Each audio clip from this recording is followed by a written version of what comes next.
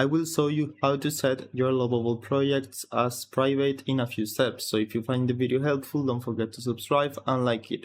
So firstly, you will obviously need a Lovable account. You can click on my referral link, I will leave it on the description below, and this way you will get extra credits so you can start building your projects for free.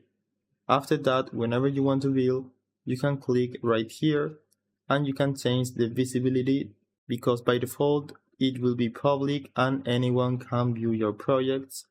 It might appear right here on the community tab, so everyone can access your project and see it. So if you want to change it, you can go right here and set it visible to your workspace only or just to yourself. You will need different plans depending on what you want. And if it's an already existing project, you can go to the three dots right here, then settings, and you should see the same thing right here, project visibility.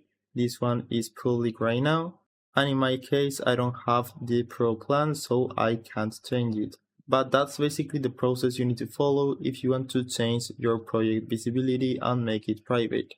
I hope it was helpful and thanks for watching.